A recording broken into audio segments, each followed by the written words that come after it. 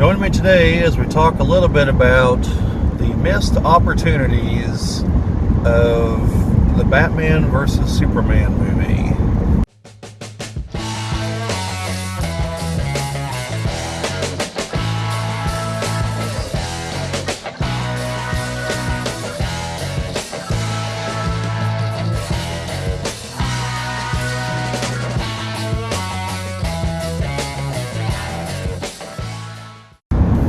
Welcome back to those who've been here before. Welcome to those who are new to the channel. My name is Bobby. This is the Geek Cabal channel.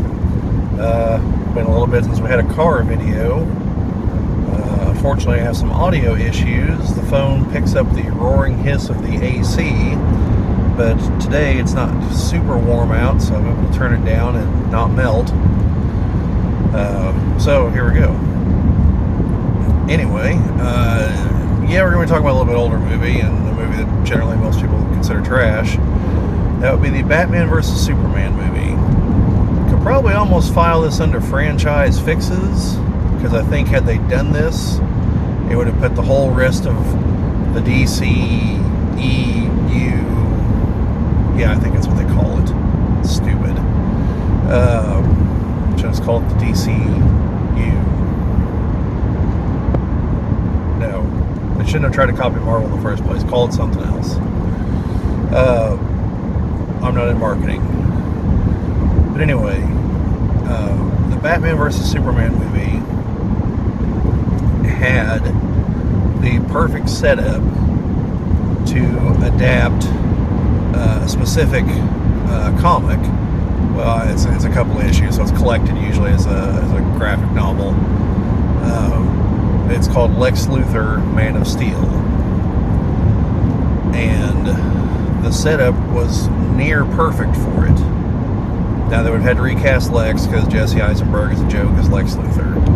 I'm sorry, he's not intimidating at all. Like, a wet paper bag is more intimidating than Jesse Eisenberg. And that's not a slam against him. He's good in some roles. Like, I thought he was really good in Zombieland. Thought he was pretty good in the Social Network.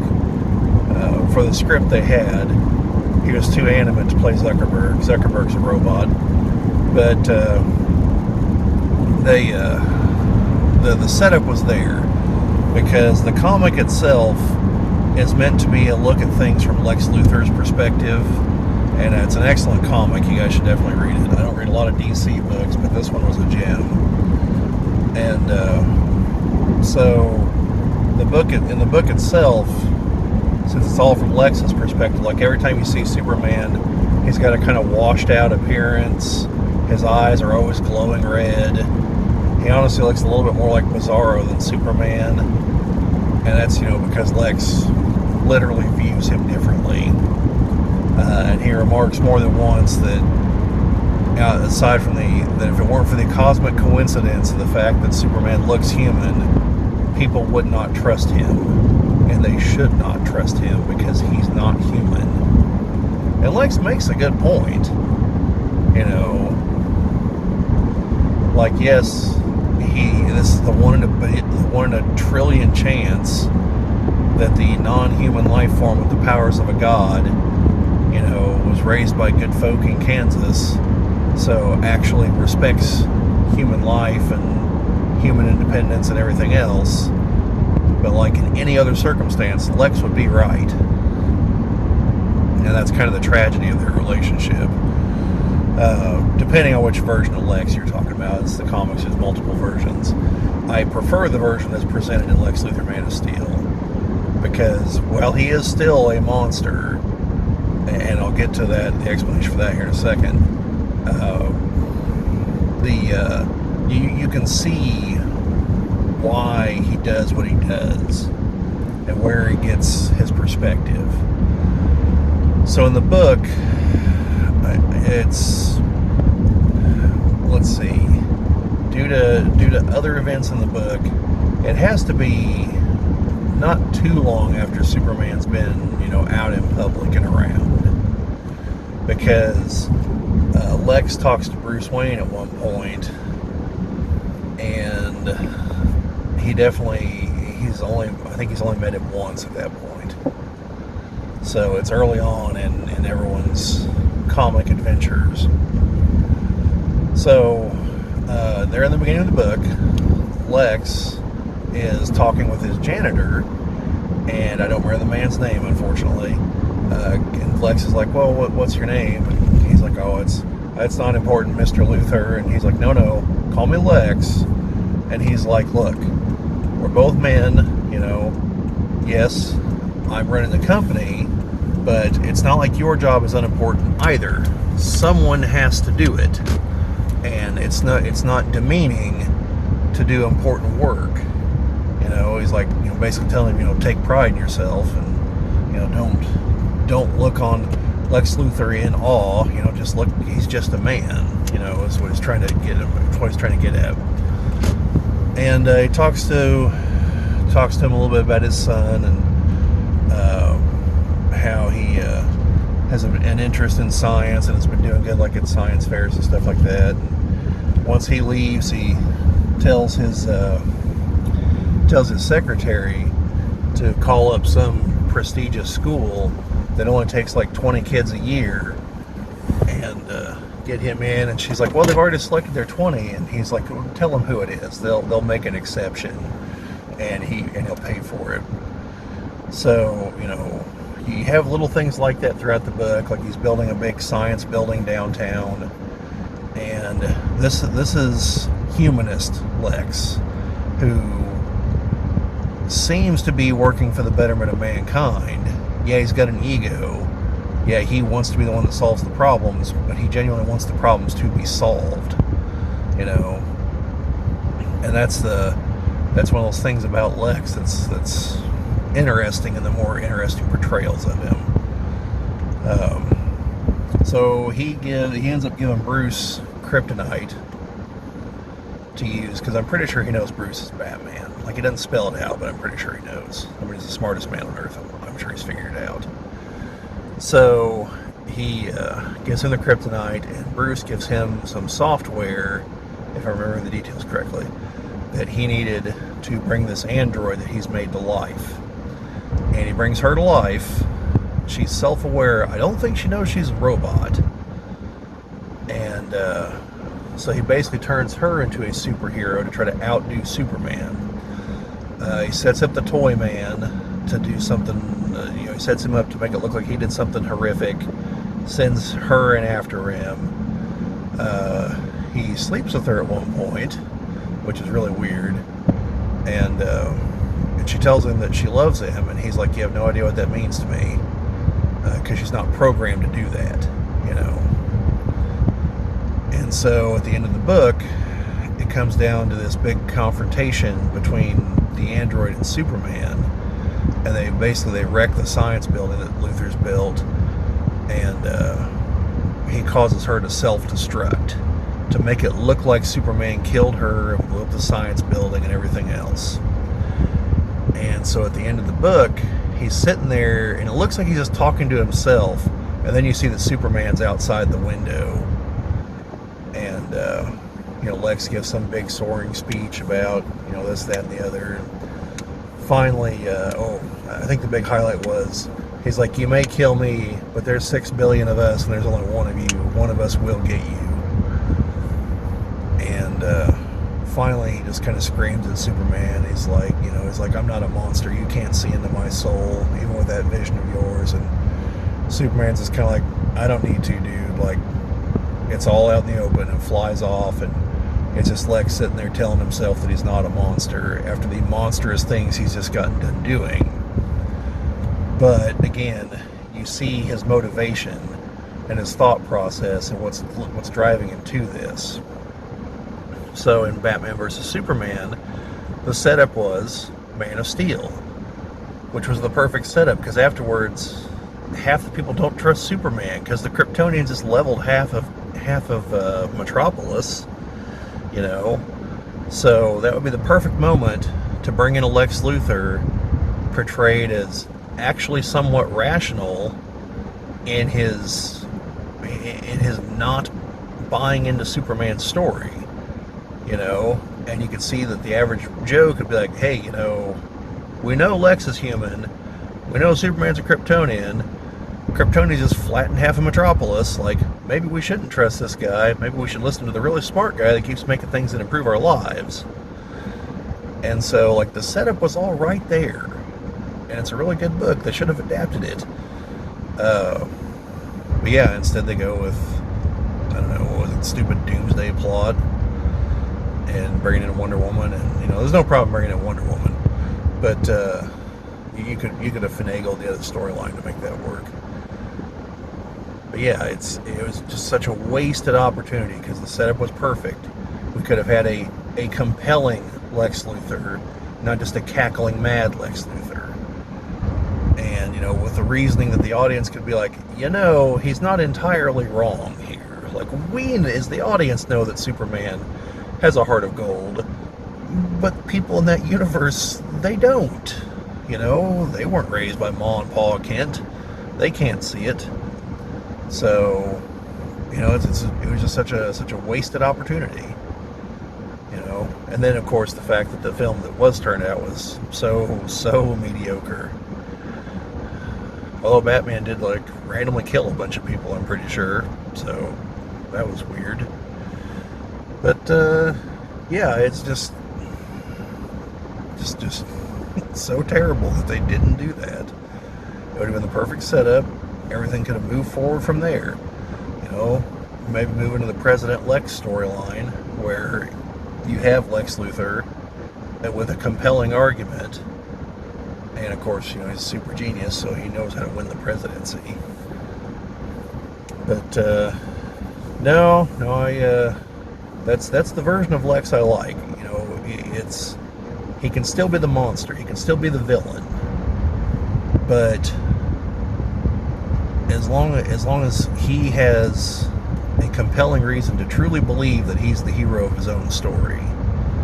See, I don't like the Lex that's just totally jaded and just accepts that, oh, I'm the villain, you know, that's the way it's going to be.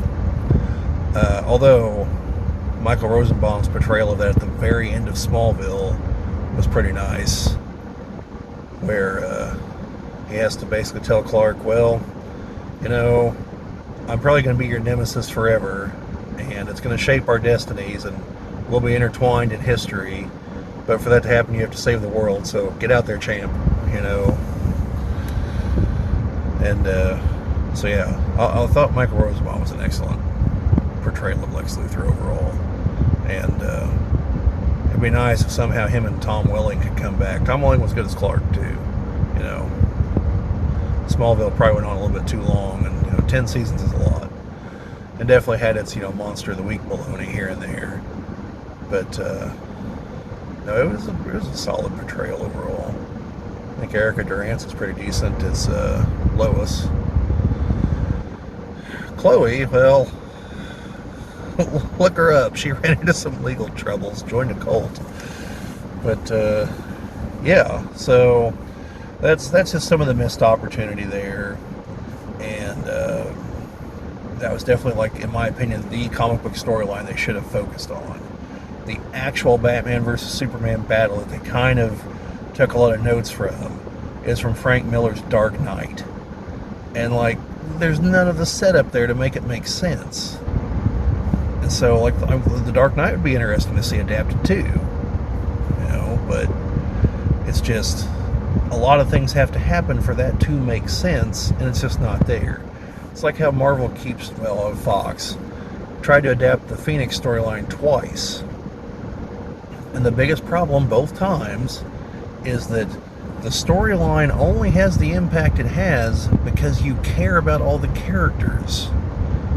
You know, we need you needed the decades of history of, well, I guess it wouldn't be decades because there were the reprint years in Marvel and X-Men, but you had nearly a decade of, well, it might not even be nearly a decade. I don't remember which issue is the cutoff.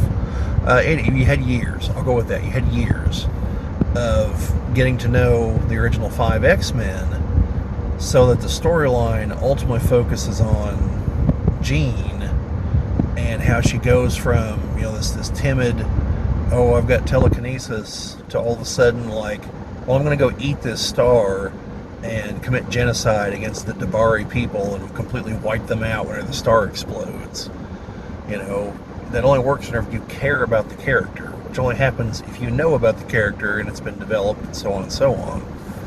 Like, by the end of X-Men 2, we kind of cared about Jean. If they hadn't spent half of both movies talking about Wolverine, we might have cared a little bit more.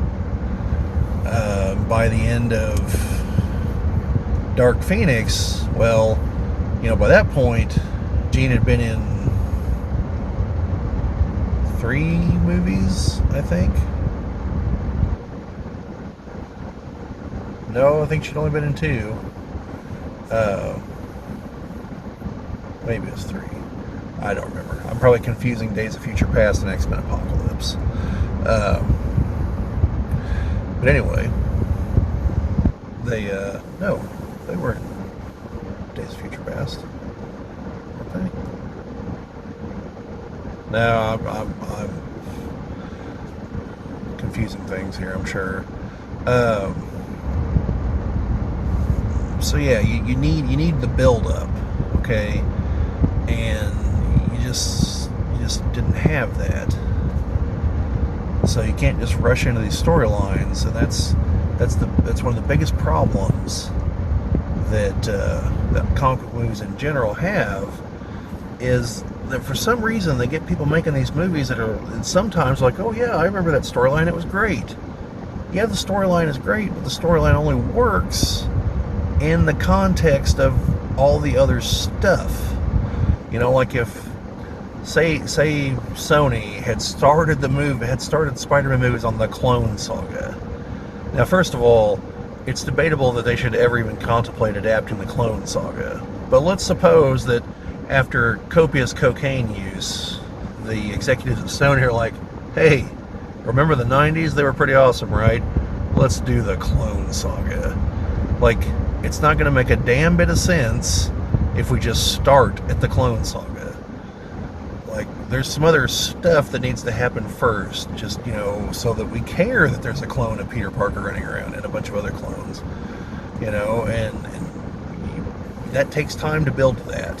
You have to start small, you know, having him fighting the Vulture, excellent idea. Well, actually, I guess technically he started fighting the other heroes at an airport in Germany, but in his own movies, he started fighting the Vulture. You know, like that was a good idea. The Vulture is one of those, like, yeah, he could be a threat kind of villains to a starting out Spider-Man. So it builds. You know, you got time. And yeah, with you know, Batman versus Superman, they basically had Man of Steel to work with. And I don't know. I'm not one of the people that hate Man of Steel. I think it's just fine. But you know, it's a little bit different than the others, sure. But no, there's just nothing there. Although, counterpoint, and I hate to make counterpoint to my own point, which is not even the main point, but I argued that they should just jump straight to the Justice League movie, because Superman's the most well-known superhero in the world. You don't need an origin story for him. You don't need to explain him. Batman's like top 5. Wonder Woman already had a show back in the 70s, and people know who she is. These 3 did not need intro movies at all. You just jump to them already being crime fighters or whatever, probably even already having the Justice League. And then you throw in Aquaman and Martian Manhunter and whoever else. Then you start doing the other movies, like after that you might want to make the Superman or Batman movie. And throw in some of the other guys and be like, oh yeah, that's that guy that was in the Justice League movie with Superman. Or that's that guy that was in the Justice League movie with Batman or Wonder Woman, you know, by association. And then you fan out, because you have the most recognizable icons on the planet. You didn't need to get more origin movies. You know, I mean, the first Wonder Woman movie was good. The second one, not so much, but the first one was good. But yeah, they should have basically done the opposite of what Marvel did. Because before the movies, most people were like, Iron Man, who the hell's that? I mean, that Black Sabbath song? You know, Captain America, oh, yeah, okay.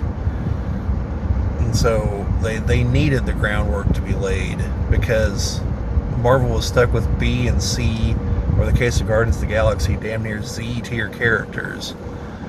And yeah, because they didn't have the rights to the X-Men and the others, so they had to, work with what they had, which forced them to be creative, which forced them to make good movies and not just sail on the name. So that's why I both look forward to and dread the introduction of the X-Men into the MCU. But yeah. So anyway, by the way, as I'm recording this, I should note that I have not yet seen the Flash. Have not yet seen the Flash movie.